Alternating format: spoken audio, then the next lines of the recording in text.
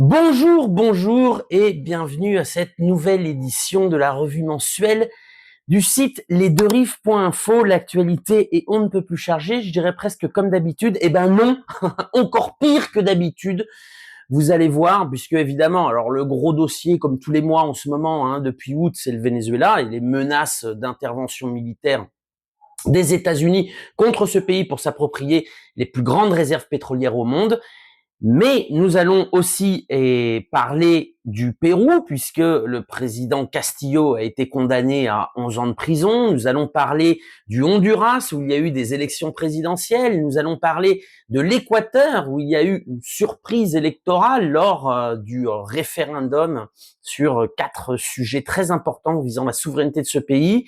Nous allons parler, bien évidemment, du Brésil où il s'est passé aussi beaucoup de choses, du sommet Union européenne CELAC, du Chili où il y a eu le premier tour des élections présidentielles. Bon, les élections sont quasiment pliées, on verra ce qu'il advient. Et puis des manifestations de la fameuse génération Z au Mexique. On verra tout ça, une actualité évidemment très chargée, mais je voudrais commencer évidemment en remerciant tous les donateurs qui nous permettent de continuer à faire ces revues, de continuer à faire des reportages par-ci par-là en Amérique latine, comme nous avions fait par exemple en Bolivie lors de l'élection présidentielle d'août dernier. Et donc évidemment, je vous invite, si vous voulez continuer d'avoir une autre information sur un autre son de cloche sur ce continent si oublié des grands médias, je vous invite à aller sur le site lesdeuxrives.info, à cliquer sur Soutenez-nous et à faire un don à mesure de vos moyens. Il n'y a pas de petits dons. Tout ça conflue vers un fleuve qui n'est pas encore l'Amazone, mais nous avons bon espoir. Voilà. Je voudrais aussi féliciter tous ceux qui nous suivent sur les réseaux sociaux et particulièrement les gens qui nous suivent depuis Haïti. Vous êtes très très nombreux à nous suivre depuis Haïti. J'en profite pour vous féliciter pour la classification pour le mondial de football prochain. Bravo l'équipe d'Haïti dans la condition sociale et économique dans laquelle est plongée l'île. Bravo, bravo, bravo, bravo.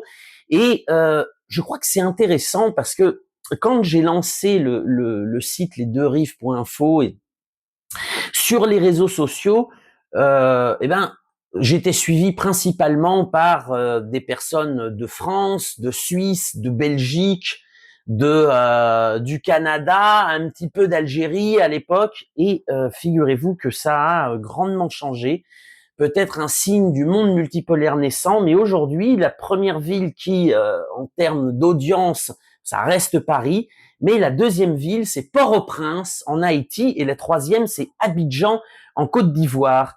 Voilà, on trouve après pêle-mêle Bamako au Mali, Marseille, Montréal, Ouagadougou au Burkina Faso, l'AES, bravo, l'Association des États du Sahel, Cap-Haïtien en Haïti, décidément, et voilà. Et oui, le monde de la francophonie ne s'arrête pas aux nations occidentales et bien évidemment pour l'info que nous faisons remonter sur l'Amérique latine, qui est une info finalement du Sud global, cela nous fait chaud au cœur que des habitants de ce Sud global nous suivent désormais, soient plus nombreux que les pays qui nous suivaient initialement. Voilà, donc merci à tous, merci à nos suiveurs, merci évidemment à nos donateurs, et puis on va commencer parce que là, je pense que ça va être un petit peu long, donc évidemment on va segmenter. Vous n'êtes pas obligé d'écouter tout. Vous pouvez écouter ce qui vous intéresse, ou vous pouvez y revenir après. Vous pouvez faire ça en faisant la vaisselle, en cuisinant, ou voir de manière très attentive aussi. Alors vous avez vu, il y a plus de travaux. Moi j'aimais bien le look un petit peu post-apocalyptique à la Mad Max de la dernière vidéo, mais voilà. On est dans un bureau, voilà. Alors, évidemment, le Venezuela, la tension, évidemment, n'a pas arrêté d'augmenter. Elle augmente depuis août. Donc on a vu évidemment des mouvements aériens et des mouvements navals près des côtes vénézuéliennes. On a pu voir que les territoires serpillières de la Caraïbe, comme la République dominicaine ou Trinidad et Tobago, ont mis à disposition de l'armada des États-Unis leurs bases militaires et leurs ports, par exemple la base aérienne de San Isidro et l'aéroport international des Amériques pour la République dominicaine. Trinidad et Tobago, en fait,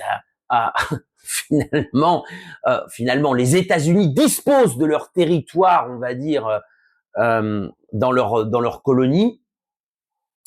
Et effectivement, la tension monte. Alors on va voir. Alors déjà, ce qui est intéressant, c'est que aux États-Unis, ces menaces et cette d'intervention militaire et cette guerre qui se prépare est très impopulaire.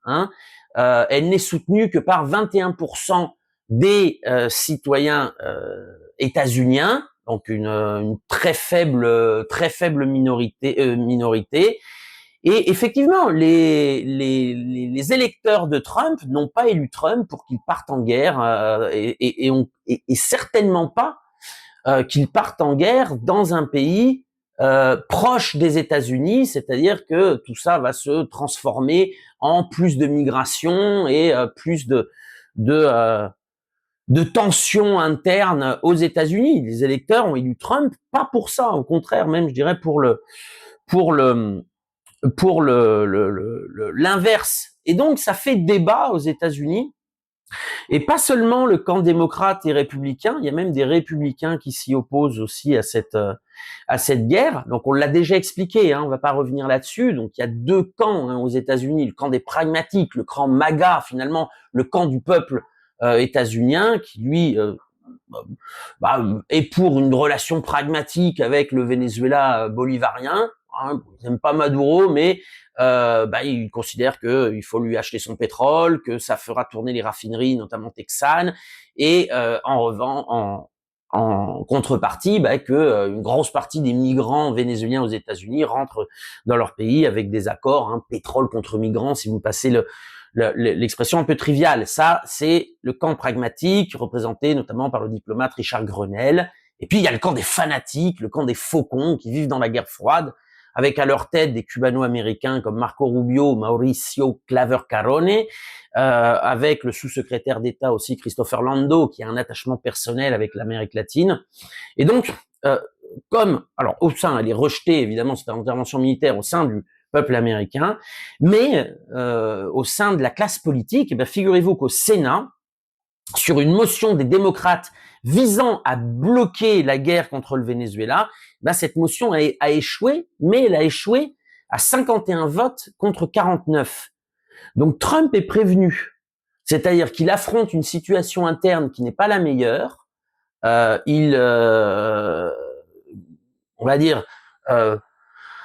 Il occupe une grande partie de son temps sur la scène internationale, n'est-ce pas, que ce soit en Ukraine ou là désormais au Venezuela. Il y a les élections de mi-mandat en novembre prochain.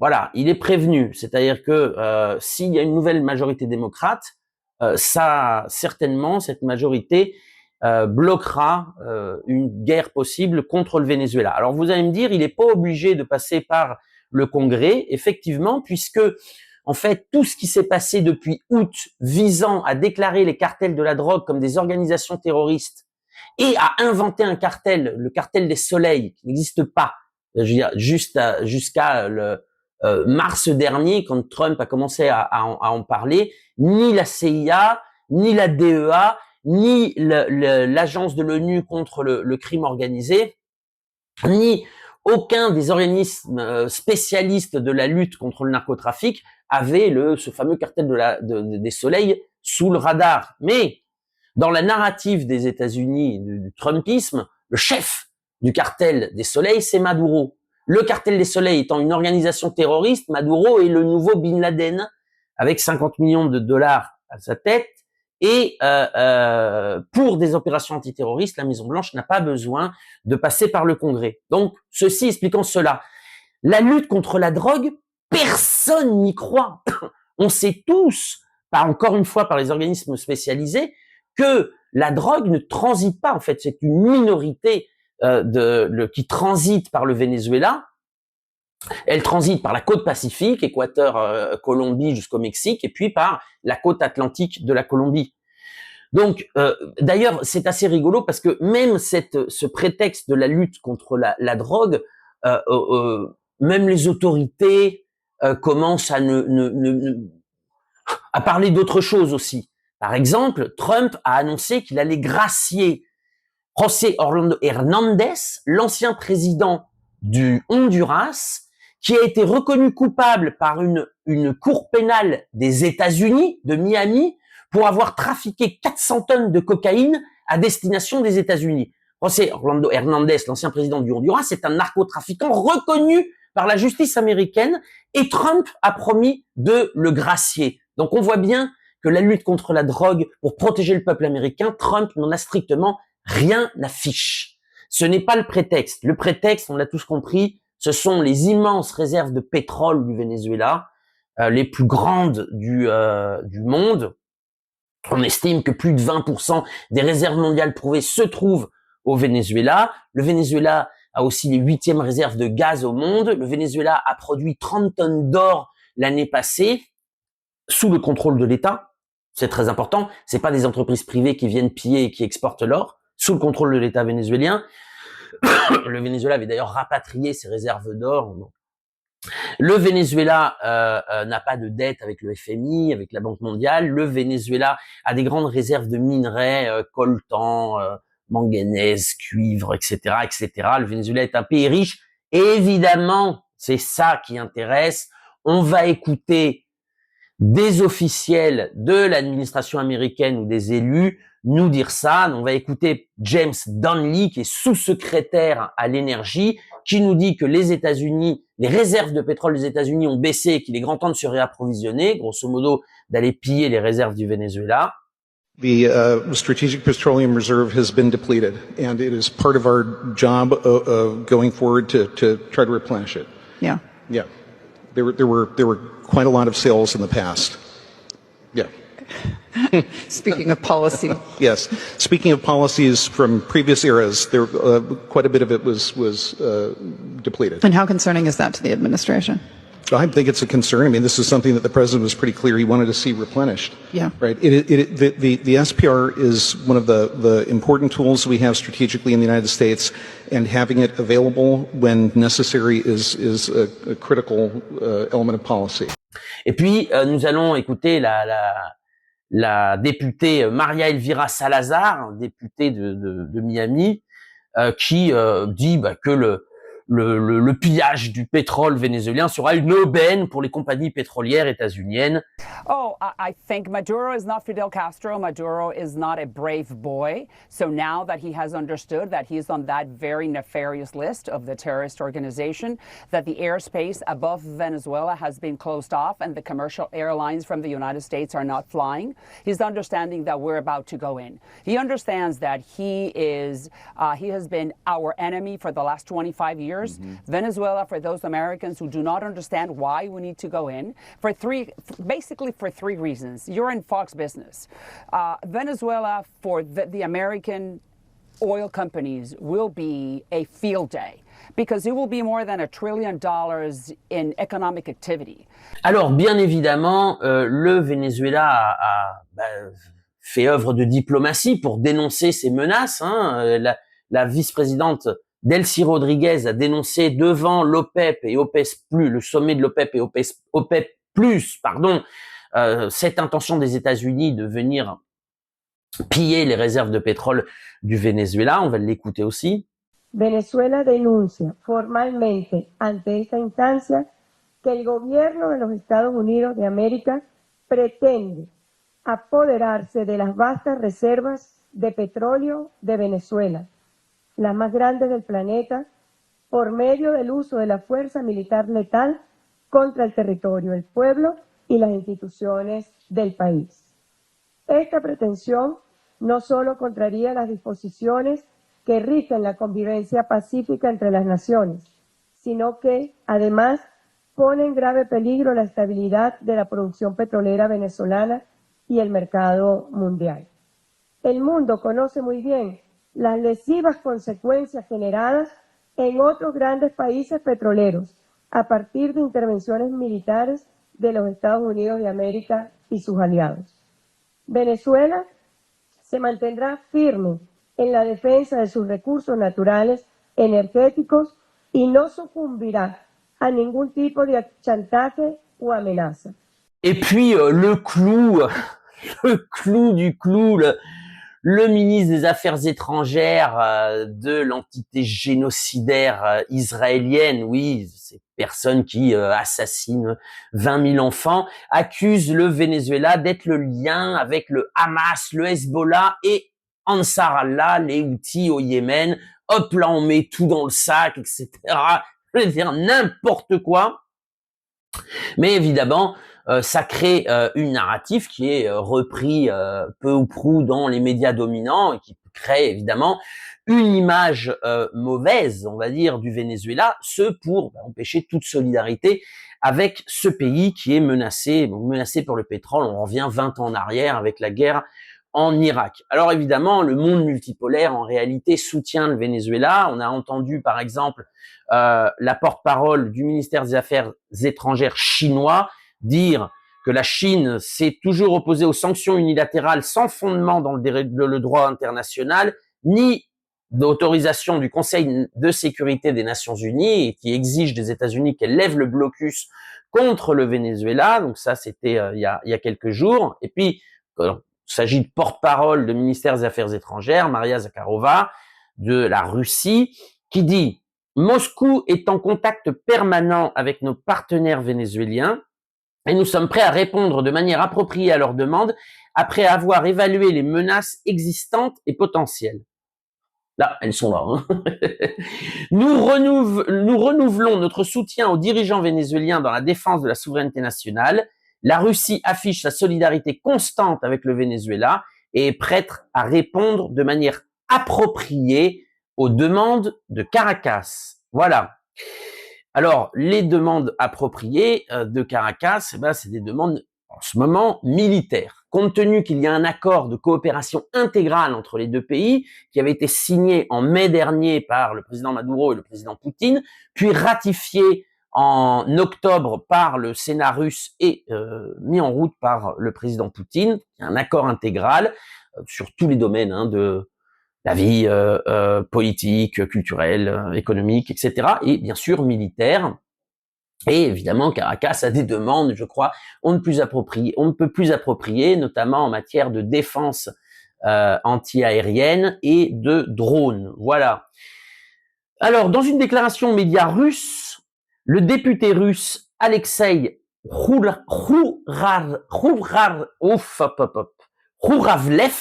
m'excusez, ceux qui nous regardent et qui parlent russe, j'ai honte, mais je n'ai pas réussi à bien prononcer, qui est vice-président de la commission de défense de la Douma, a confirmé que Moscou fournissait des armes au Venezuela. Ça, c'est pas un scoop, hein, ça fait au moins plus d'une décennie, et que il ne voyait aucun obstacle au transfert du missile balistique hypersonique Oreshnik et des missiles de croisière Calibre à Caracas. Alors, évidemment, pour l'instant, ce n'est pas le cas, mais le député russe, on va dire, fait monter la sauce. Et tant mieux, d'ailleurs, non, pour trouver un espèce d'équilibre. L'ambassadeur de Russie qui était avec des officiels vénézuéliens en Russie à la fin du mois de novembre 2025 est rentré à Caracas, malgré le blocus aérien que les États-Unis tentent d'imposer à ce pays, on y reviendra juste après, et donc a déclaré un message intéressant que aussi je vais vous le lire. Donc, Sergueï Melich, ambassadeur de Russie à Caracas, qui est un personnage d'ailleurs, j'ai eu l'occasion de le rencontrer dans un congrès, c'est quelqu'un avec un fort charisme et très attachant, et donc il déclare « Je suis heureux de vous informer de mon retour au Venezuela. Profitant du vol régulier récemment inauguré depuis Saint-Pétersbourg, la ville héroïque de Leningrad, je suis revenu dans la patrie de Bolivar, Chavez et Maduro. Avec la délégation vénézuélienne, nous avons célébré en Russie la 19e réunion de la commission intergouvernementale de haut niveau, où nous avons signé une série de documents importants visant à renforcer et à développer davantage notre partenariat stratégique au nom de la paix et du progrès. Nous sommes aujourd'hui le 1er décembre, ici dans ce Venezuela béni qui a récemment accueilli pour la première fois de son histoire ses saints patrons catholiques. Décembre est le chemin vers Noël. Petite parenthèse, le Vatican a canonifié deux donc saints vénézuéliens, notamment le médecin des pauvres, José Gregorio Hernandez, qui était mort au début du XXe siècle. Voilà. Décembre est le chemin de Noël, une fête qui réunit les êtres les plus chers, une fête d'amour et de paix. En Russie, en cette année du 80e anniversaire de la victoire dans la Grande Guerre patriotique, décembre nous rappelle également le chemin difficile vers la paix, ouvert après la défaite du fascisme aux portes de Moscou en décembre 1941, lorsque l'armée rouge a montré au monde entier que le bien triomphe toujours du mal et que la vérité l'emporte sur le mensonge. En décollant de Saint-Pétersbourg pour Caracas, je me suis également souvenu du terrible blocus imposé par les fascistes à cette belle ville durant la Grande Guerre patriotique. Ce furent des moments extrêmement difficiles et tragiques, mais tout le monde croyait que la victoire viendrait. Et maintenant, à la veille de la plus pacifique des fêtes, Noël, nous croyons que la victoire sera nôtre et que la paix viendra. Donc là, l'ambassadeur qui connaît russe, qui est Caracas, qui connaît très bien les histoires et vénézuéliennes, l'histoire de sa propre patrie, bien évidemment, mêle les deux. Donc, évidemment, dans un effort pour dire la paix triomphera, le bien triomphera. Et finalement, les forces du mal seront vaincues, le fascisme dans les années 40 et l'empire états-unien dans le cas du Venezuela. Voilà. Et il conclut, en ces temps difficiles, le peuple russe continue de soutenir sans réserve le peuple vénézuélien. Voilà. Alors, où en est-on? La sauce est montée, comme je vous ai dit, avec des manœuvres militaires qui ne se cachent plus, qui sont aux portes du Venezuela. Il y en a eu à Trinidad. Trinidad, c'est à 40 km du Venezuela, par la mer. Et il y a eu des discussions entre Maduro, le président Maduro, et le président Trump. D'ailleurs, Trump l'a confirmé. The New York Times reported that you had a phone call with Maduro. Did you?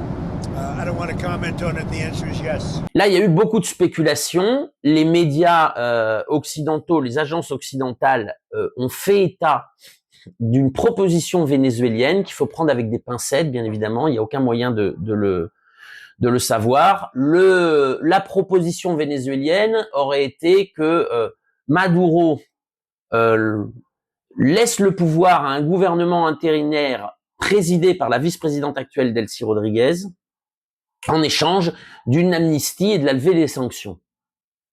Bon. Aucun moyen de vérifier cette source pour l'instant. Mais elle est intéressante parce que ça veut dire, si c'était vrai, ça veut dire que finalement Maduro préfère la paix pour son pays à, on va dire, le pouvoir, non? Décision finalement d'un homme politique. Alors la question qu'on peut se demander, c'est pourquoi il fait ça maintenant et puis pas 5 ans, il y a 5 ans, durant l'opération Guaido. Pourquoi il fait ça maintenant puis pourquoi il y a 10 ans? C'est pour ça que on a des doutes aussi. Il n'y a aucun moyen de vérifier évidemment cette information. Mais c'est aussi alimenté pour essayer de faire croire à un coup notamment des frères Rodriguez contre Maduro qui compléteraient. Alors là, par contre, je vous arrête, ça, c'est faux. Ça, ce n'est pas possible. Bon, d'une part, pour l'histoire personnelle des frères Rodriguez, donc de la vice-présidente Delcy Rodriguez et du président de l'Assemblée nationale, Jorge Rodriguez, avec Nicolas Maduro, c'est une histoire de militants que je dis pas de bêtises, 40 ans. Alors on a vu des amis de 30 ans, surtout en France, se chercher des poux, mais là c'est pas le cas. Donc ça, par contre, on peut écarter. Alors, quoi qu'il en soit, Trump aurait rejeté toute proposition venant du Venezuela et donc aurait mis un ultimatum à Maduro. Il faut qu'il parte et puis il faut qu'il laisse la patrie vénézuélienne se faire piller. Il faut qu'il installe les plus récalcitrants opposants vénézuéliens, les plus fascistes, les plus larbins des États-Unis, qui ont déjà dit qu'ils allaient vendre toutes les richesses aux entreprises états-uniennes et occidentales au pouvoir. Voilà. Alors bon, on va écouter la réponse de Maduro en musique, s'il vous plaît. Ça sería si paz por siempre.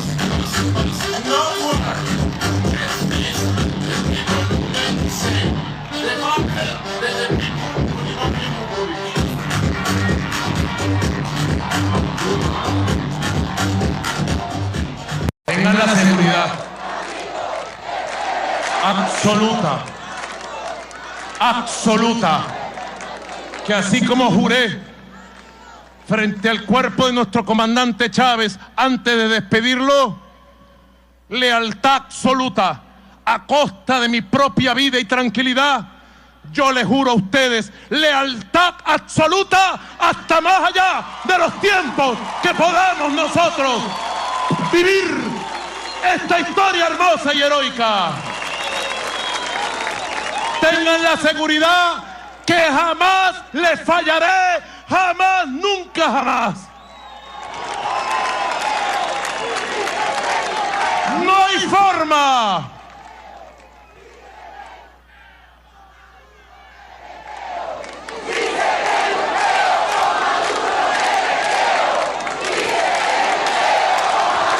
No hay forma ni manera que nosotros y estas mujeres lideresas como equipo le fallemos a este pueblo hermoso, patriota, bolivariano y dispuestos a dar todo por esta tierra sagrada.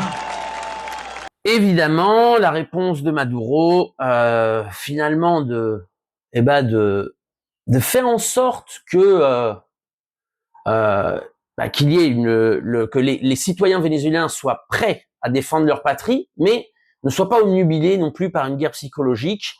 Et le Venezuela aujourd'hui, est en train de préparer Noël.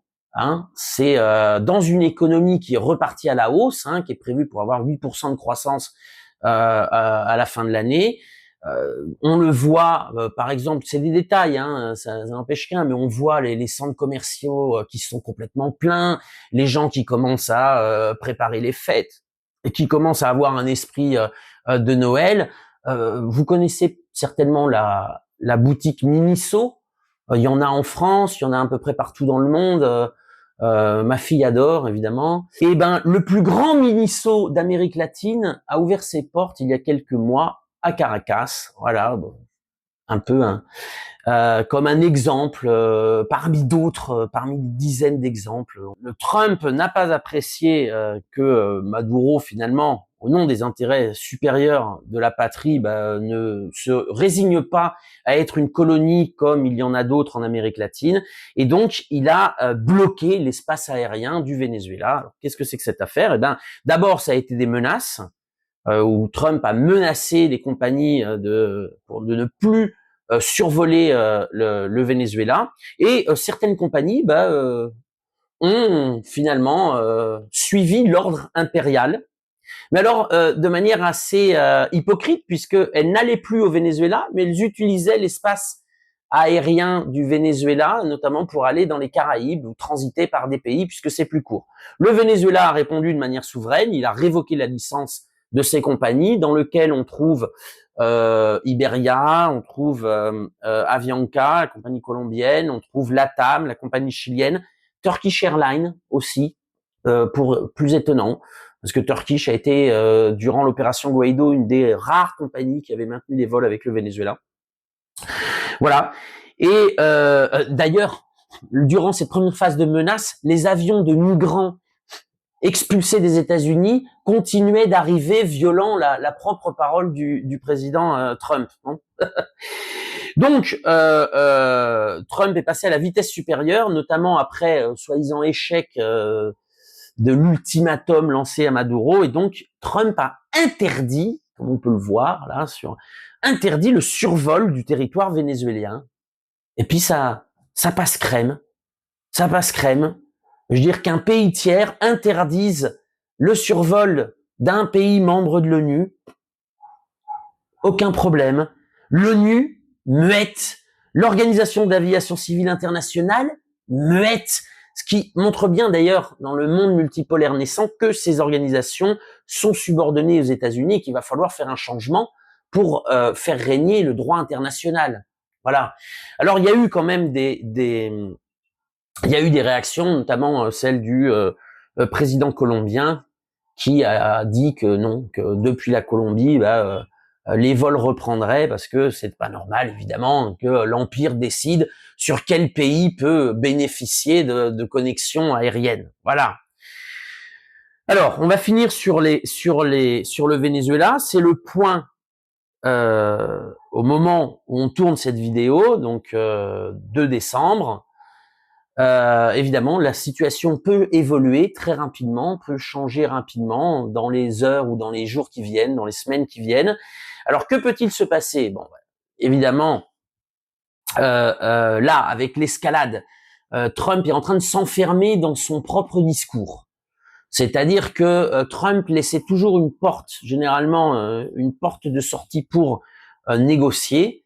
Sauf que là, il est en train de se laisser enfermer et donc, s'il veut pas perdre la face et passer pour le perdant, eh ben, il va devoir passer à l'action. Quelles sont les modalités d'action? On l'a déjà dit, on le répète.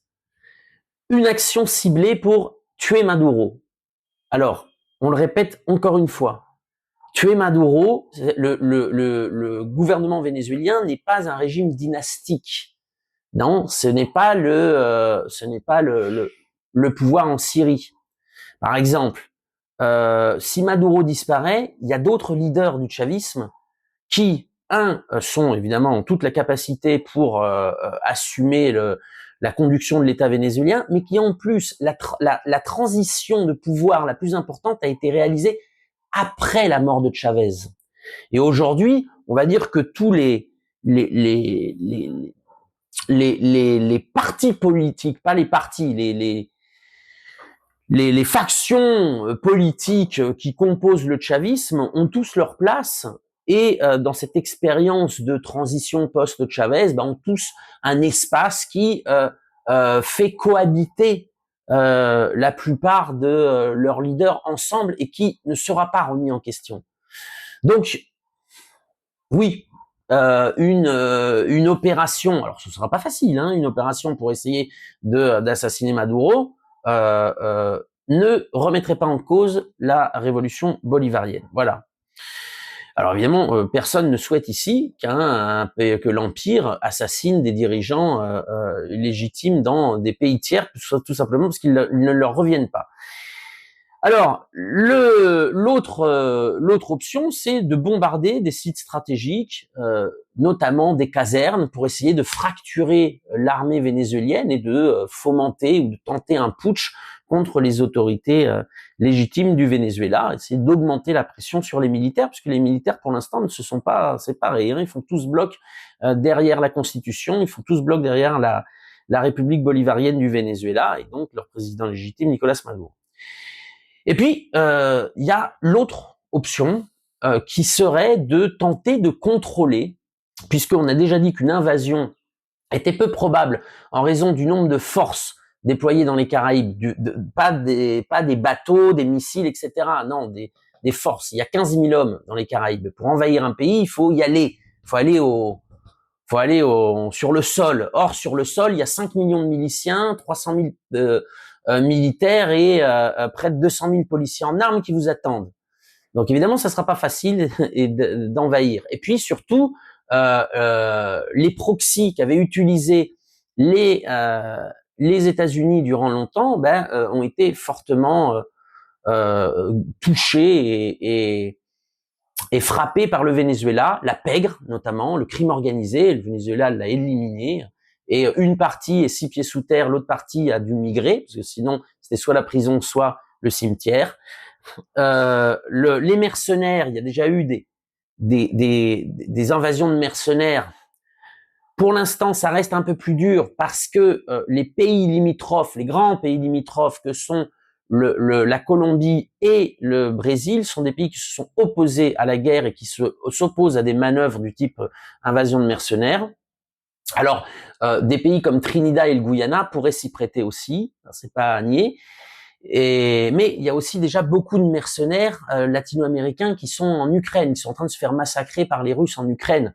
Ça, c'est une très bonne nouvelle pour le continent, hein, soit dit en passant, puisque les mercenaires colombiens sont responsables de la mort de présidents en exercice comme le président haïtien, de candidats à la présidentielle comme Fernando Villavicencio en Équateur, de tentatives de meurtre contre des présidents en exercice comme c'était le cas au Venezuela, etc. Donc c'est vraiment la plaie du continent, dénoncée en premier lieu par le président Petro, le président colombien.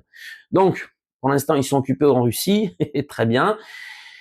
Voilà, donc, mais l'idée pourrait être de contrôler, peut-être via un débarquement via Trinidad, par exemple, ou via le Guyana, d'essayer de contrôler une zone pétrolière réduite, pas l'ensemble du territoire, une raffinerie, par exemple, et essayer de déposséder le Venezuela de sa ressource principale, comme ce qui s'est passé en Syrie, par exemple, durant la guerre de Syrie, où les États-Unis contrôlaient les gisements pétroliers avec leurs mercenaires kurdes, contrôlaient les gisements pétroliers du nord de la Syrie. Voilà. Je donne des possibilités de ce qui pourrait se passer. Voilà, évidemment, tout le monde pousse les États-Unis, les faucons poussent évidemment à une action belliqueuse et militaire. Voilà. Alors, voilà pour le Venezuela. On va passer au Pérou. Alors, le Pérou, bon, sans surprise, le président Castillo, qui avait été séquestré, alors démis de ses fonctions par un coup d'État le 7 décembre 2022, puis séquestré, alors que même il était encore président, par sa garde présidentielle, est mis en prison. Donc, il était depuis 3 ans en prison préventive. Il y a eu un procès express. Si l'on compare avec le procès pour corruption contre Keiko Fujimori, qui a duré 18 ans avant d'être annulé pour vice de forme. Voilà, celui de Castillo a duré 3 ans, donc procès express. Donc Castillo, Betsy Chavez, qui était sa première ministre, et Aníbal Torres, qui était l'ancien premier ministre et qui était conseiller de Betsy Chavez au moment des faits. Donc les 3 ont été condamnés, avec l'ancien ministre de l'Intérieur, Willy Huerta, Aníbal Torres et Willy Huerta à 6 ans de prison, Castillo et Betsy Chavez à 11 ans et demi de prison. Alors, ce qui est intéressant, c'est qu'il y a eu un sondage et à 54%, les Péruviens réprouvent cette condamnation, sont contre cette condamnation. Et alors, c'est vraiment les classes sociales, la lutte des classes, puisque 80% des classes populaires réprouvent la condamnation à Castillo et 87% des classes riches du Pérou l'approuvent. Là, voilà. Donc, évidemment, là, ça prend une autre tournure, puisque désormais, ça sera par une tournure électorale que va se jouer le futur du Pérou, notamment les élections en avril, 12 avril 2026, prenez note. Et Castillo sera candidat. Alors, sera candidat au Sénat, Betsy Chavez aussi, peut-être Aníbal Torres aussi. Et finalement, l'idée, alors ils ont la condamnation, ça s'accompagne d'une période d'inéligibilité, mais pas de se présenter. C'est-à-dire que vous pouvez vous présenter, faire des voix, et vous ne pouvez pas assumer la charge. Mais dans ce cas-là, le poste qui a été gagné dans les urnes appartient à votre parti. Et donc c'est la personne qui a fait le plus de voix après l'élu inéligible qui obtient le poste. Donc évidemment, c'est une locomotive Castillo, locomotive relative, mais locomotive quand même pour les prochaines élections. Il se présente sur un parti de centre-gauche, un peu fourre-tout, dont le chef du parti, qui est pourtant un député, c'est-à-dire honni par 98% de la population, décidé de se lancer à l'élection. Voilà. On reviendra sur ça au fur et à mesure que la campagne péruvienne battra son plein dans les mois qui viennent. Alors, Betsy Chavez n'a pas attendu le verdict. Elle s'est réfugiée à l'ambassade du Mexique, puisqu'elle savait que c'était une justice politique, qu'elle était condamnée, qu'il n'y avait rien à attendre. Et donc, le pouvoir péruvien a refusé de délivrer un sauf-conduit. Le mandataire désigné par le Congrès pour occuper la présidence, José Gelí, a même menacé d'intervenir militairement pour aller la chercher.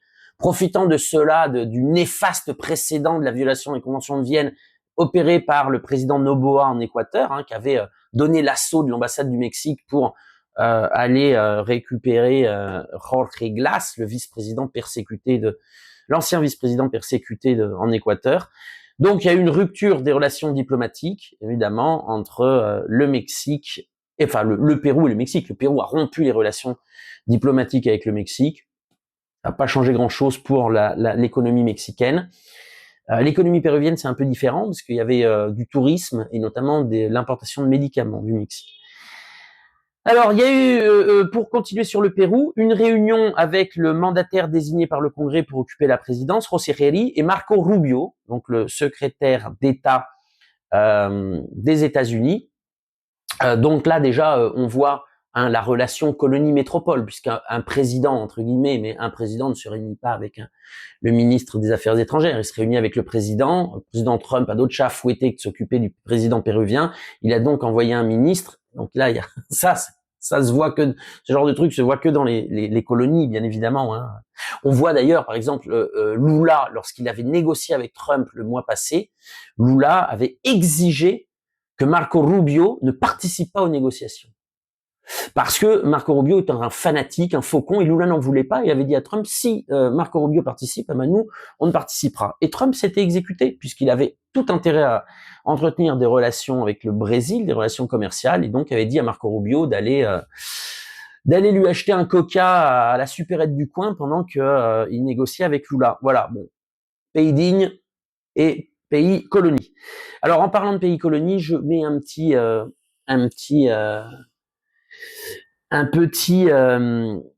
aparté, une vidéo que je voulais vous faire partager, parce que le Pérou, donc c'est évidemment l'enclave libertarienne en Amérique latine. C'est le pays modèle de ce que veut faire Milei, par exemple.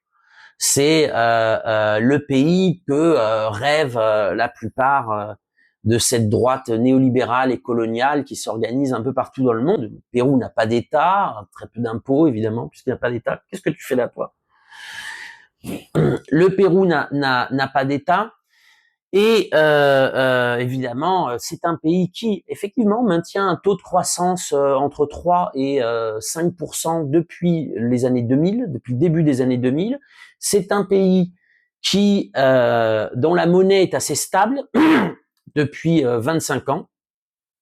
Donc, c'est le pays qu'on cite souvent en exemple. Pourtant, c'est un pays qui est un des plus grands pays au monde d'agro-export, n'est-ce pas ? C'est le 4e pays d'Amérique du Sud en production de viande, derrière le Brésil, l'Uruguay et l'Argentine. C'est le 3e pays d'Amérique latine en production de poulet, derrière le Brésil et la Colombie. C'est le 1er pays en poissons et produits dérivés du poisson, 1er pays producteur d'Amérique latine. Je crois que c'est le 5e producteur au monde. C'est le 1er exportateur d'asperges. Vous en avez à Grand Frais ou à Carrefour. C'est le 1er exportateur de quinoa. C'est le 1er exportateur de bananes organiques, agroécologiques. C'est le 1er exportateur de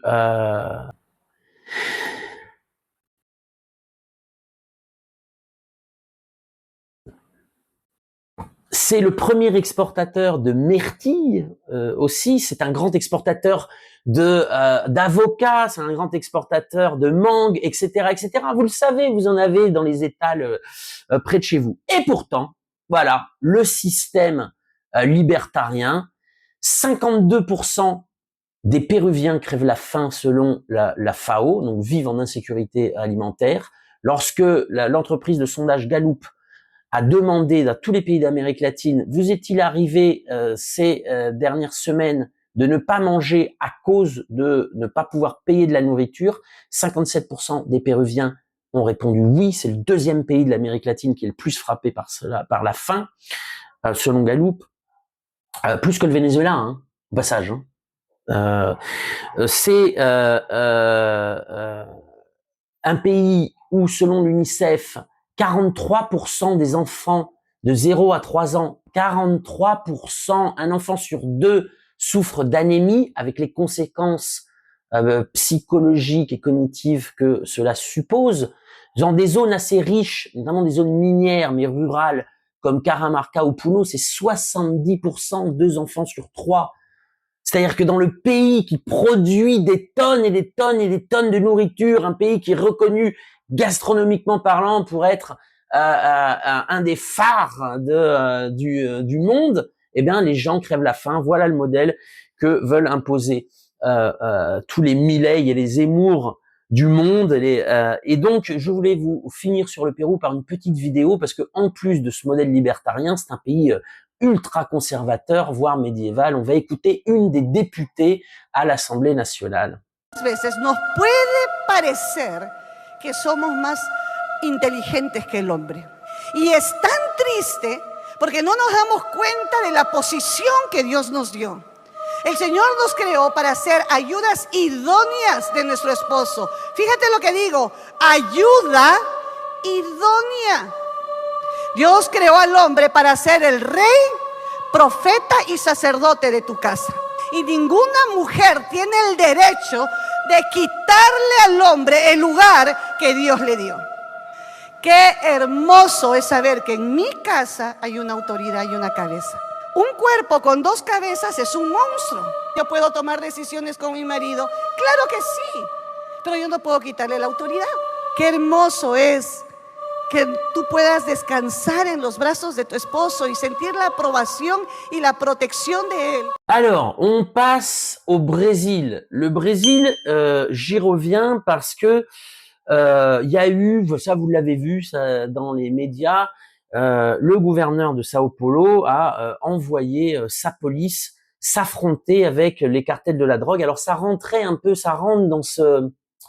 dans ce tout le monde s'est un petit peu agité à faire étant donné que il y a quelques mois, là, de moins en moins aujourd'hui, mais il y a quelques mois, l'administration états-unienne disait lutter contre la drogue.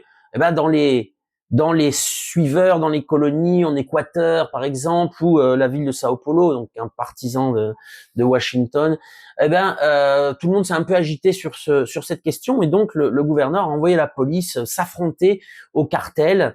Donc on a vu ces 120 morts. Alors 120 morts, 4 policiers et puis le reste 116 habitants d'une favela. Certainement là-dedans, la grande majorité sont des membres de cartels.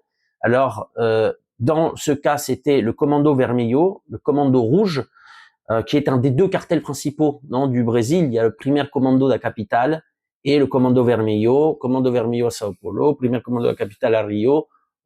Évidemment, et ça influe avec des bandes locales, évidemment, et des alliances sur le territoire entier. Alors déjà, c'est assez rigolo parce qu'il y a quelques années, le pouvoir avait dit que le Commando Vermelho était en train de mourir, donc évidemment, il n'est pas mort.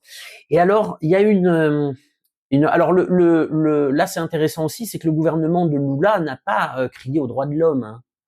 Il a juste dit qu'il fallait avoir plus de coopération avec l'État central pour pouvoir faire ce type d'opération et évidemment résoudre le problème du narcotrafic. Et il n'y a pas 150 000 façons de faire, hein. Quand vous avez un cartel implanté dans des quartiers, l'incursion policière des forces spéciales de la police, c'est la seule façon de les déloger. Voilà. Alors ça, c'est une petite nouvelle qui m'a frappé et qui fera certainement plaisir à Xavier Moreau parce qu'il l'annonce souvent dans ses vidéos sur la Russie et sur la guerre en Ukraine que je suis. C'est que le Commando Vermelho, donc qui est un des deux principaux cartels de la drogue brésilien, s'entraîne en Ukraine au maniement des drones, évidemment en temps réel contre les Russes. C'est-à-dire qu'ils doivent avoir des représentants en Ukraine sous la forme de mercenaires, ou j'ose à peine penser une coopération officielle avec certaines factions néo-nazis ukrainiennes, et encore que, hein, c'est possible aussi. Et donc, ça, c'est le modus operandi, parce que quand ils vont rentrer, ils vont s'attaquer avec des drones contre les forces spéciales de la police brésilienne, et ça va prendre une autre tournure. Ça va pas être 120 morts quand vous allez avoir les commandos de Vermelho qui vont formés par Azov et compagnie, qui vont attaquer la police, voire l'armée brésilienne. Et ils en ont la puissance de feu, ils ont l'argent, ils ont le nombre. Voilà, merci l'Ukraine de devenir le terrain de jeu et le terrain de formation de tout ce qui constituera la pègre et le crime organisé international dans les mois et les années qui suivront la fin du conflit. Puisqu'ils pourront pas aller plus à l'est, puisqu'il y aura la Russie qui défendra sa frontière, donc ça ira à l'ouest, non, dans les pays qui les auront soutenus puis abandonnés à un moment donné. Je vous laisse imaginer le résultat. Et puis, on pensait que l'Amérique latine était un peu loin, pas du tout, comme on peut le voir. Donc, on peut s'imaginer aussi que les cartels mexicains vont se former en Ukraine au maniement de drones. De toute façon, la débandade de l'armée ukrainienne fait qu'ils vont accepter de plus en plus n'importe qui pour venir manier des drones et se former sur le conflit. Voilà, importante cette nouvelle. Alors, il y a eu le sommet de l'Union européenne et de la CELAC. La CELAC, c'est la communauté des États latino-américains et caribéens. La CELAC avait été fondée, tout comme l'UNASUR, Union des Nations Sud-Américaines, dans les années 2000-2010. Alors la CELAC, son acte de fondation, c'est 2011. L'UNASUR, c'était 2008, c'était l'Amérique du Sud. Et ces organismes supranationaux avaient été d'États souverains, avaient été fondés pour se démarquer de l'Organisation des États américains, dont le siège est à Washington, et qui est appelé le ministère des colonies, n'est-ce pas, et qui est sous tutelle des États-Unis, et donc qui regroupait à une époque tous les pays d'Amérique du Sud et des Caraïbes, plus le Canada et les États-Unis. Voilà, et les États-Unis maniaient cet organisme à leur guise. La rébellion des années 2000 pour une Amérique latine faite d'intégration, de complémentarité de l'économie et d'États souverains a fait qu'ils ont créé UNASUR en Amérique du Sud et la CELAC, notamment, alors la CELAC dans un but pour négocier en bloc sans les États-Unis ni le Canada, négocier en bloc avec d'autres pays importants ou régions du monde, mais négocier comme latino-américains et caribéens dans une optique évidemment d'intégration de la région, d'intégration régionale. Et l'UNASUR avait été un peu plus politique, je dirais, où là il y avait une vraie dimension d'intégration avec des projets communs pour l'Amérique du Sud, etc. L'UNASUR a été liquidé par les gouvernements pro-Washington qui sont revenus par la suite, et la CELAC, la CELAC est un peu au point mort. Elle a un peu rétrocédé, on l'a vu lors des deux dernières réunions. Que ça soit au Honduras ou en Colombie, où soit les déclarations finales ne font pas l'unanimité, ou soit elles sont extrêmement timorées, et bien en deçà de ce qui se faisait en Amérique latine dans les années 70. On pense par exemple à la déclaration d'Ayacucho lors du 150e anniversaire de la bataille d'Ayacucho au Pérou, qui avait donné donc la bataille d'Ayacucho, c'est la dernière bataille contre l'Empire espagnol, gagnée par Bolivar et ses troupes, contre les troupes de la royauté espagnole et ses supplétifs péruviens. Et donc pour fêter, Juan Velasco Alvarado avait convié la plupart des pays bolivariens et avait signé une déclaration dans laquelle on parlait déjà d'Amérique latine comme d'une zone de paix, d'intégration des sud-américaines, de complémentarité des économies, d'industrialisation des pays, de projets d'infrastructures communes, et même du droit inaliénable de la Bolivie à une sortie à la mer, et ce document avait été signé par Pinochet. Donc l'Amérique latine, finalement, n'avance pas, ou très peu, et on le voit bien. Alors, on reviendra sur ça dans la conclusion générale. Alors, le sommet UE-CELAC a été un échec. Pourquoi un échec? D'une part, parce que les pays étaient à la COP au Brésil, qui a fini par une déclaration aussi très mitigée. Hein. Et le pouvoir colombien, donc chargé de l'organisation, pour fêter les 500 ans de la ville de Santa Marta, avait décidé de déplacer déplacer le sommet à Santa Marta et non à Bogota. Alors, selon certaines sources, cela a joué puisque le sommet Union européenne CELAC était calé entre la COP et le G20 et il n'y a pas de vol direct entre le Brésil et Santa Marta, donc il fallait passer par Bogota, etc. pour des raisons de sécurité, pour des raisons de trajet, etc. Bon, peut-être. Mais évidemment, ce qui a joué surtout dans les pays laquais de l'Union européenne, c'est que Trump non seulement avait déconseillé d'y participer, mais la diplomatie états-unienne a fait pression sur les pays européens et sur la Commission européenne pour qu'ils ne participent pas, puisque Trump est en conflit avec le président Petro. Donc, évidemment, la plupart des pays valets à la botte de Washington dans la région n'ont pas participé ou n'ont pas envoyé leur chef d'État. Et donc, ce qui a fait que Lula a participé pour essayer de donner une stature plus internationale. Il n'empêche que symboliquement, non, puisque avec la non-participation de von der Leyen, mais aussi de Macron, hein, d'ailleurs, qui aurait reçu des pressions, l'Élysée aurait reçu des pressions directement de Washington. Eh ben, ça n'a pas été symboliquement un succès. Et puis, la déclaration finale a été entachée. La plupart des pays latino-américains et européens à la botte de Washington ont refusé même de considérer les Caraïbes comme une zone de paix. On en est là. Donc, et puis, en ce qui concerne les accords de coopération, ça n'a pas été évidemment, ça n'a pas été le meilleur sommet Union européenne CELAC. Voilà, ou le suivi des coopérations qui reste très faible, bien évidemment, par rapport aux coopérations entre la CELAC et la Chine. Voilà. Alors,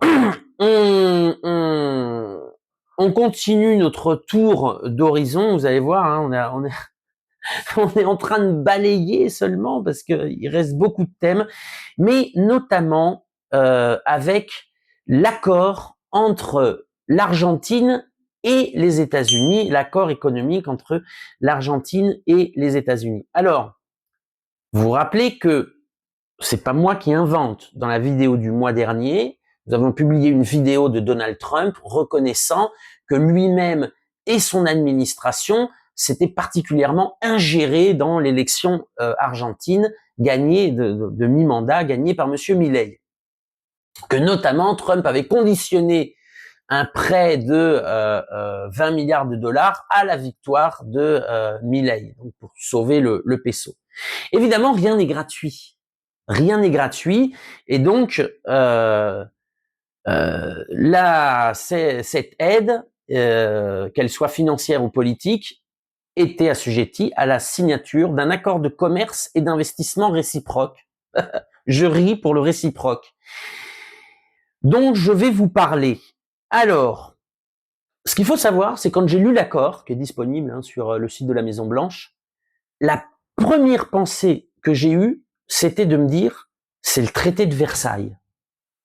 Et effectivement, ça ressemble à un accord de reddition. On dirait que l'Argentine a perdu la guerre et qu'elle se soumet à absolument tous les désirs du vainqueur. Donc, notamment, non seulement évidemment la fin des droits de douane, mais l'Argentine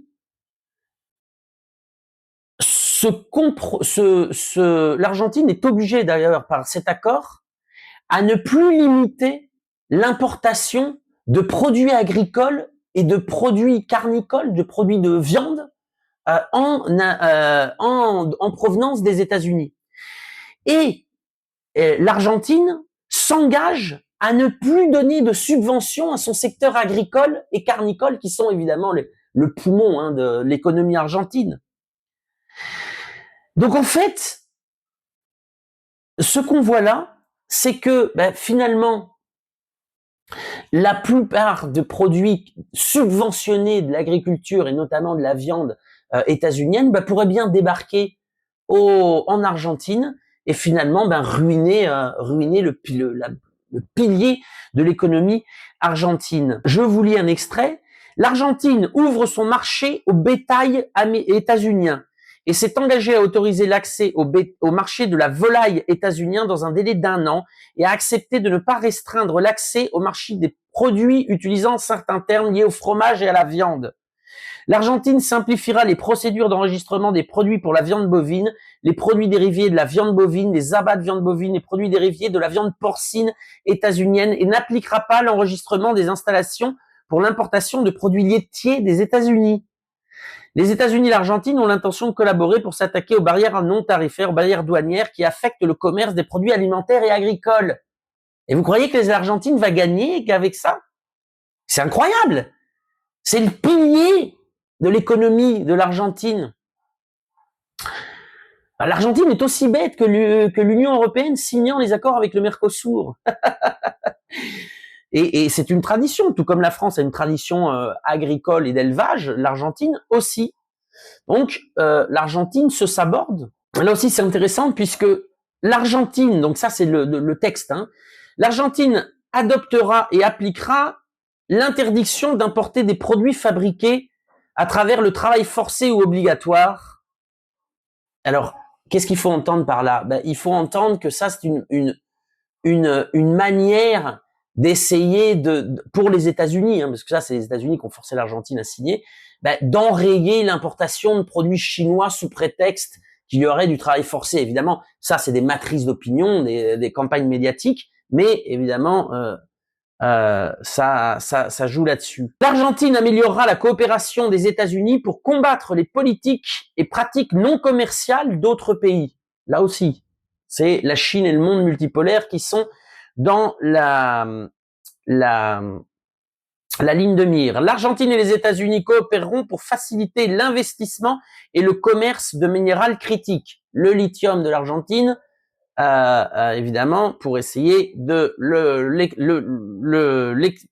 l'exploiter et l'exporter aux États-Unis, et non plus à la Chine. L'Argentine permettra l'entrée sur son territoire de produits états-uniens qui sont aux normes des États-Unis et qui respectent les régulations techniques des États-Unis et les procédés d'évaluation de la conformité des États-Unis. Absolument incroyable. L'Argentine acceptera l'importation de véhicules fabriqués aux États-Unis qui, évidemment, respectent les normes fédérales de sécurité et les normes d'émission des États-Unis. Non mais, comme je vous dis, l'Argentine acceptera les certifications de l'administration d'aliments et de médicaments des États-Unis. Mais c'est dingue. C'est dingue. C'est dingue. Il n'y a plus aucune souveraineté. Bon, voilà. Et comme je vous ai dit, l'Argentine se compromet à ne plus donner de subventions, etc., etc. Bon, voilà. Comme je vous l'ai dit, rien n'est gratuit. Sauf que là, c'est le pilier de l'économie argentine qui va être mis à mal. En sachant que Milei a déjà restreint l'argent pour l'éducation supérieure, qui faisait que l'Argentine était un petit peu différente parce qu'elle avait une plus-value intellectuelle dans son économie qui en faisait un pays un peu à part en Amérique latine ou peut-être en lien avec le Brésil seulement. Ça, c'est en train d'être détruit par Milei. L'économie argentine va énormément souffrir de ces accords. L'Argentine ne s'en remettra pas avant des décennies. Ça, c'est clair. Elle deviendra comme le Pérou avec les chiffres que je vous ai mentionnés plus tôt. Alors, il n'y a pas à plaindre les Argentins. C'est un choix souverain des citoyens argentins d'aller dans cette voie, non pas une fois, mais 2 fois. Ils ont élu cette voie. Donc, écoutez, bonne chance. Vous allez en avoir besoin.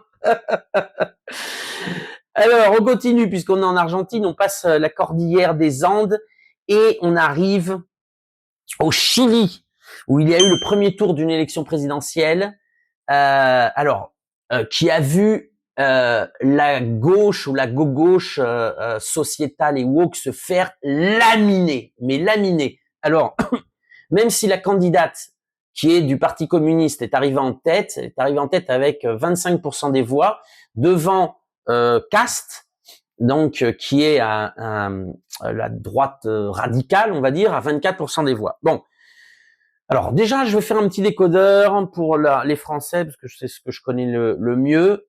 La vie politique au Chili est tellement tirée, la couverture est tellement tirée vers le néolibéralisme que le Parti communiste chilien est à la droite d'Olivier Faure, ok. Boric, qui s'était fait élire, qui était l'aile gauche du Parti socialiste, on va dire, c'est Raphaël Glucksmann. Le Parti socialiste chilien, c'est Macron, voilà.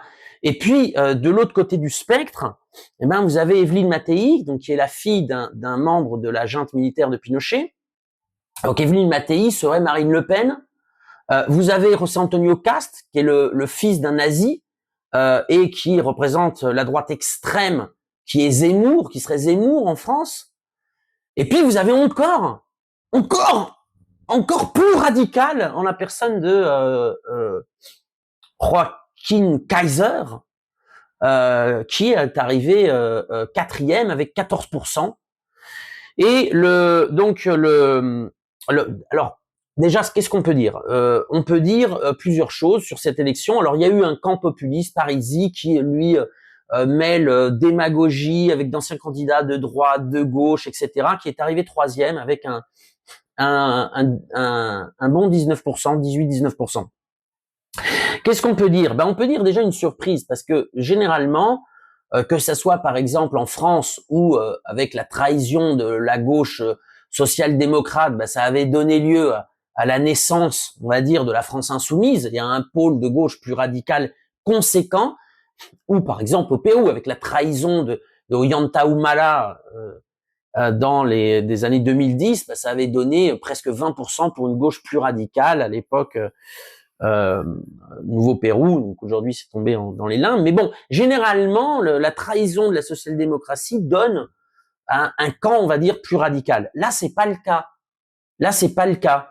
La gauche radicale, qui pourrait être considérée comme la France insoumise en France, qui est Marco Enriquez Ominami ou Ates, font 1% et 0,5%. Et donc, la déception qu'a représenté Boric, est allée sur des options beaucoup plus néolibérales, beaucoup plus radicales. La candidate Janet Jara, donc du Parti communiste, a été ministre du Travail. Elle avait fait deux choses, si on doit faire un bilan de son passage par le ministère. Elle avait fait baisser de 48 heures par semaine à 40 heures par semaine. Or, Cast a dit que ça sera une des premières mesures qu'il prendra de remettre à 48 heures par semaine, donc ça servira à rien.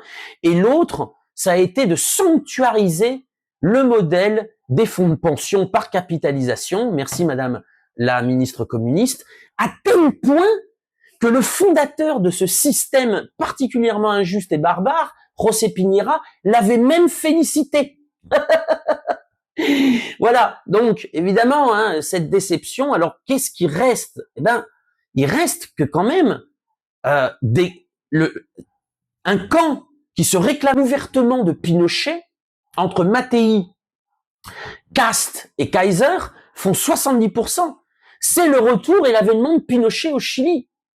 C'est-à-dire que Boric avait été élu à l'époque pour rompre définitivement avec le modèle néolibéral mis en place par Pinochet.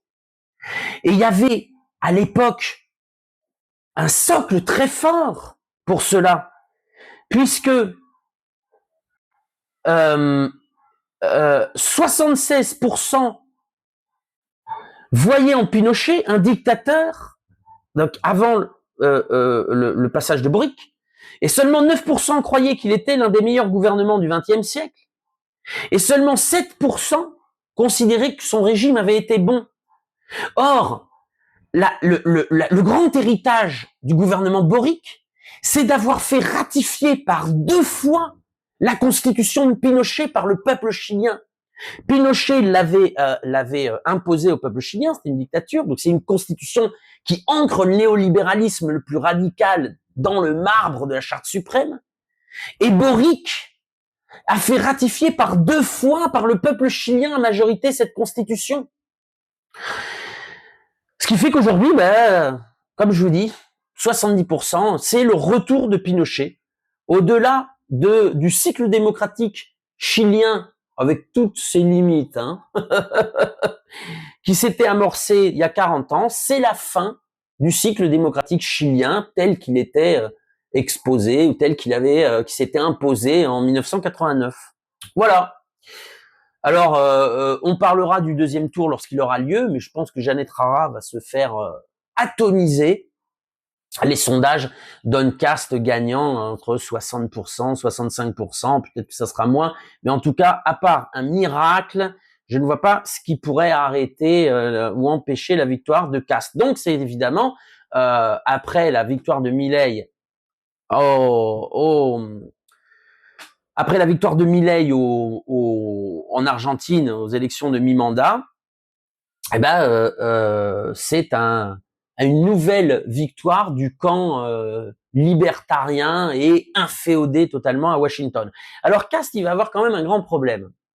C'est que l'économie chilienne, même si le pays est militairement sous domination des États-Unis, je rappelle que Laura Richardson, l'ancienne commandante en chef du SOUTHCOM, l'armée impériale des États-Unis pour l'Amérique latine, avait déclaré que leur meilleur allié et partenaire sur le continent, c'était le Chili, notamment à l'époque le Chili de Boric. La classe politique chilienne, une grande partie de la classe politique est surtout là, puisque là, du coup, non seulement Cast va certainement gagner, mais il aura une majorité au Parlement et une majorité dans grande partie inféodée par Washington, mais le secteur économique est largement dépendant de la Chine. Largement dépendant de la Chine. Et il y a même des voix à droite qui déplorent la situation avec les États-Unis, que les États-Unis empêchent le développement du Chili avec la Chine, le développement économique. J'ai interviewé il y a quelques jours, quelques semaines, un ancien ambassadeur du Chili en Chine, en Inde et en Afrique du Sud, qui est membre d'un parti de droite, de la droite chilienne. C'est pas un révolutionnaire, attention, c'est pas un communiste, c'est la droite chilienne. Jorge Eine, voilà. Et Jorge Eine disait que sous Piñera, donc gouvernement de droite, il y avait eu des accords pour faire passer une fibre optique directement de Shanghai à Valparaiso. Et ce sont les États-Unis qui ont stoppé ça.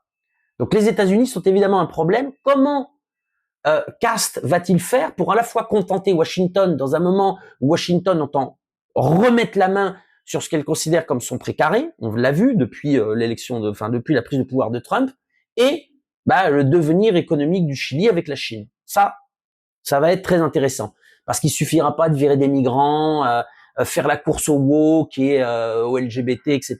Ok, d'accord. Et la contradiction principale, elle va venir de l'impérialisme états-unien et on verra comment Cast appréhendera cette situation. Voilà. Alors, on continue immédiatement en passant en Équateur. Alors là, séisme en Équateur. Le président Noboa, qui a été élu avec de graves soupçons de fraude dénoncés par la Révolution citoyenne, son leader Rafael Correa, lors de la dernière élection. Du coup, profitant de sa victoire, il a convoqué les Équatoriens à un référendum portant sur 4 questions. 1. La convocation à une assemblée constituante. Pourquoi ? Parce que la constitution de l'Équateur est une des plus récentes, mais aussi une des plus progressistes au monde. Et notamment, elle consacre évidemment la souveraineté de l'Équateur sur les ressources naturelles, a même des droits pour la nature, etc. C'est une des constitutions, une forte constitution. Or, le régime néolibéral inféodé à Washington de Daniel Noboa voit dans la Constitution un frein à faire de l'Équateur un Pérou ou à libéraliser totalement l'économie équatorienne. Donc, il demandait aux Équatoriens s'ils sont d'accord pour faire une assemblée constituante. Deux, il leur demandait si, évidemment, c'est interdit aussi par la Constitution, mais si les États-Unis, alors c'était pas dit comme ça, mais si l'Équateur pouvait avoir des bases militaires étrangères dans le pays. En 2008, si je ne m'abuse, Rafael Correa avait viré la base militaire des États-Unis de Manta. Et il avait dit, chose normale pour un pays souverain, nous accepterons une base militaire états-unienne sur le sol équatorien lorsque les États-Unis accepteront une base militaire équatorienne en Floride.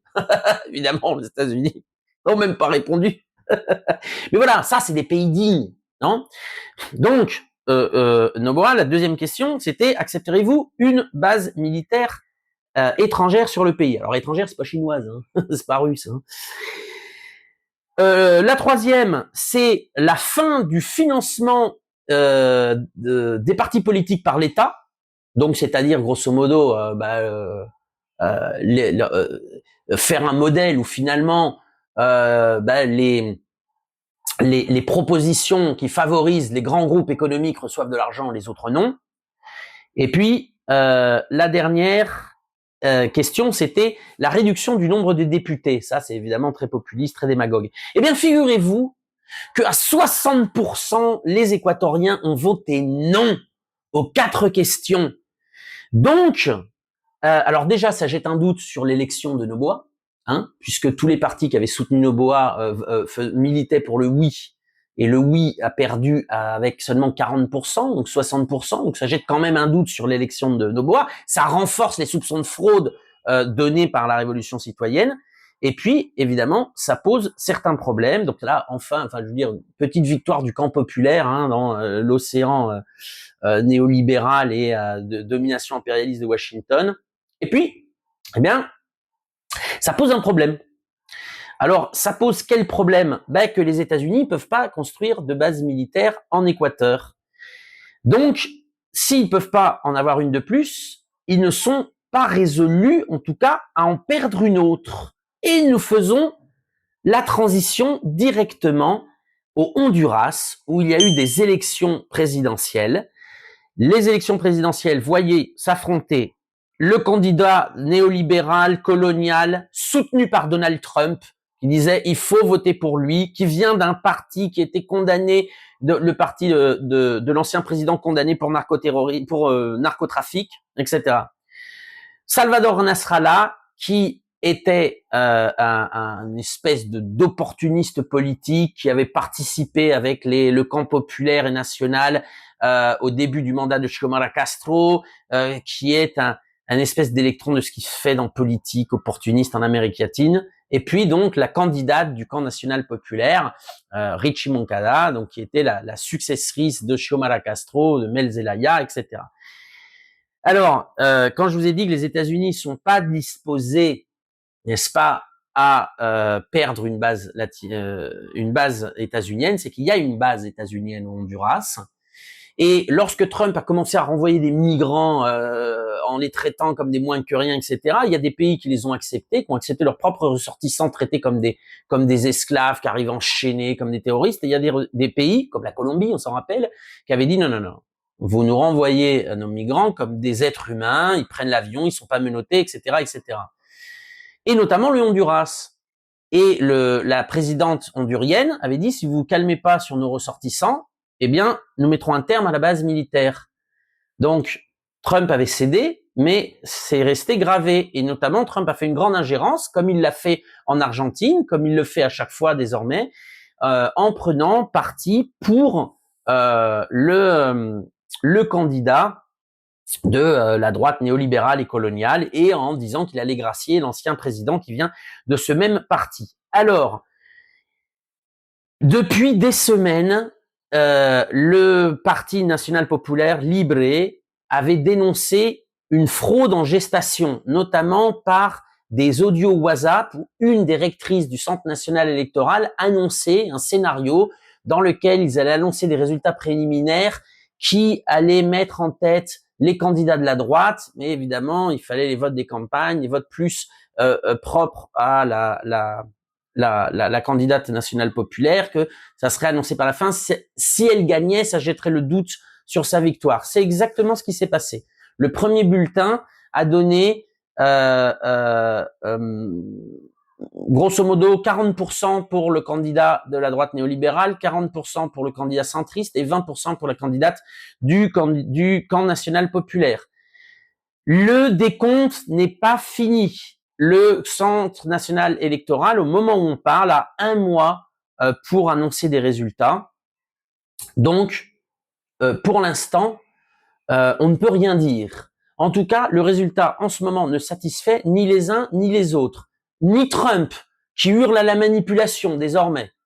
Donc, il faut rappeler à Trump que qu'il s'occupe de son pays, n'est-ce pas, et qu'il laisse les Honduriens tranquilles, et notamment à gérer comme ils le souhaitent leur système électoral. Néanmoins, il y a des suspicions de fraude et de toute façon, cette élection ne favorisera pas la légitimité pleine et acceptée par tous, puisque si effectivement le décompte final donne gagnante à Richie Moncaya, eh bien il y aura un soupçon de fraude puisque les résultats auront été inversés au bout de 1 mois et puis ce ne seront pas les résultats qui ont été annoncés dans un premier temps. Donc évidemment, les partisans de la droite crieront à la fraude. Et puis, c'est vrai que le gouffre qui sépare, en tout cas dans les premiers bulletins, le camp national populaire de ses adversaires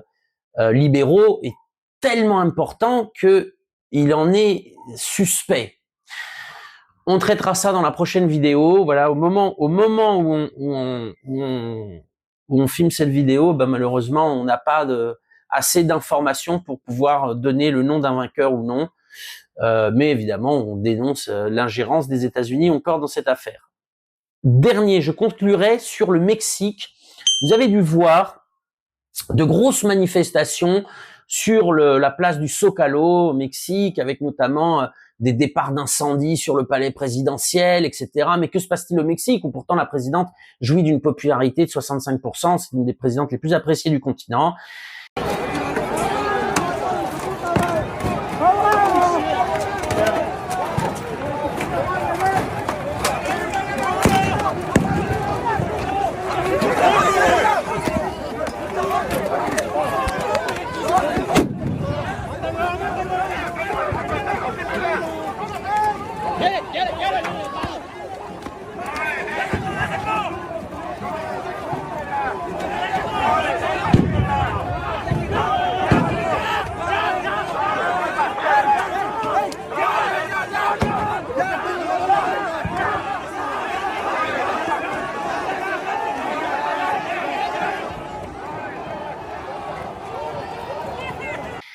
Et notamment, c'était la génération Z. Donc, je crois que c'est intéressant de se penser sur cette génération Z, donc qui a fait démis des pouvoirs en Asie et qui est arrivé avec les mêmes symboles, la même façon de s'organiser en Amérique latine, notamment au Pérou et puis désormais au Mexique. Cette génération Z, finalement, on voit que c'est une génération, enfin, déjà, on voit que ça ne représente pas toute la jeunesse, non? La plupart de la jeunesse soutient le gouvernement de Madame Sheinbaum. D'autre part, on voit que derrière cette génération Z, eh bien, finalement, au Mexique, il y avait les mêmes politiciens de toujours, et y compris les mêmes manifestants. Il y a énormément de manifestants qui sont pas de la génération Z, qui seraient plutôt de la génération L ou M, tu vois.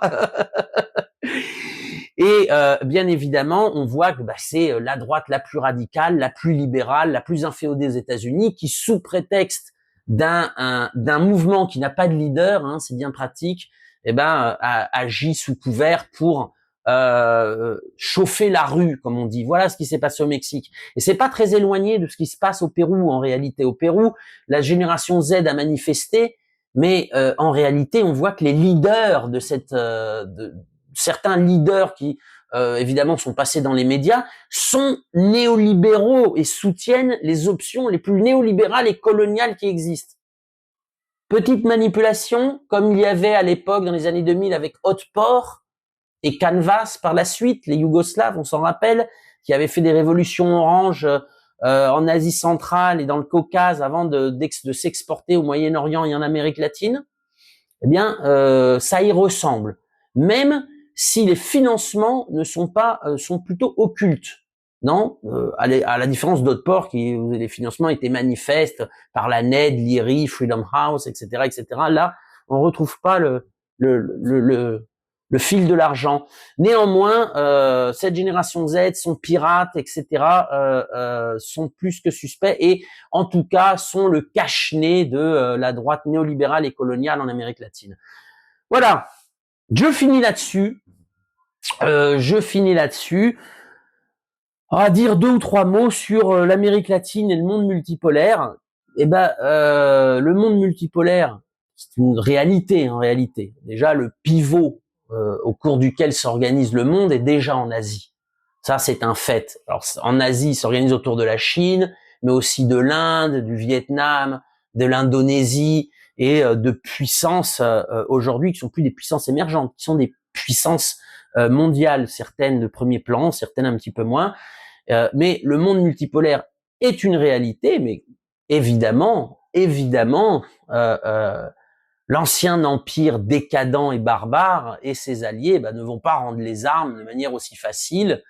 Et on le voit en Amérique, en Amérique latine, une Amérique latine qui n'avance pas, qui à chaque fois qu'il y a un gouvernement national populaire qui prend le pouvoir, tous ces efforts sont anniquilés par un gouvernement néolibéral et colonial par la suite, et puis ainsi de suite, hein, y compris d'ailleurs dans les grandes vagues néolibérales des années 90, ça avait été stoppé, foutu à la poubelle par les gouvernements national populaire. En fait, l'Amérique latine, dès qu'elle a un gouvernement, annule complètement les politiques du précédent, qu'il soit néolibéral ou national populaire. Donc évidemment, il n'y a pas là-dedans de vision à moyen terme ou à long terme. Il n'y a que de la destruction. Et ce que je vous ai dit sur la déclaration d'Ayacucho, c'est assez triste, mais c'est comme ça. J'ai écouté un témoignage de l'ancien président Rafael Correa qui était pas très optimiste et qui disait, moi je me suis battu pendant toute une vie en réalité, mais les 10 ans de son pouvoir pour voir mon pays sortir du sous-développement. Et aujourd'hui, je me résigne. Le mal est fait, les néolibéraux ont tellement fait de mal que je me résigne à ne pas le voir de ma vie. Sachant tout ce que Rafael Correa avait fait pour l'Équateur, où j'ai vécu, soit dit en passant, hein, donc je l'ai vu de mes propres yeux, j'ai trouvé la sentence évidemment très pessimiste, mais effectivement, l'Amérique latine et l'Europe seront les grands perdants de la nouvelle donne géopolitique et du monde multipolaire, parce que trop inféodés aux États-Unis, c'est-à-dire à l'empire décadent qui les entraînera dans sa chute, et puis trop inféodés à un modèle économique qui ne favorise pas le développement pour tous d'une nation et de ses infrastructures, de son bien-être, du bien-être de ses habitants. Et je pense que des régions du monde comme le Moyen-Orient, l'Asie évidemment, voire même l'Afrique, vont être beaucoup plus prospères dans les siècles qui viennent s'il n'y a pas un changement radical dans ces régions. Voilà, c'était ma conclusion. Je vous remercie, évidemment, je vous demande de nous suivre, de partager cette vidéo. Pour ceux qui veulent nous soutenir financièrement, vous allez sur le site lesdeuxrives.info, vous cliquez sur Soutenez-nous et vous avez différentes manières de faire un don à la mesure de vos moyens, même un petit don, cela nous aide. Merci et au mois prochain.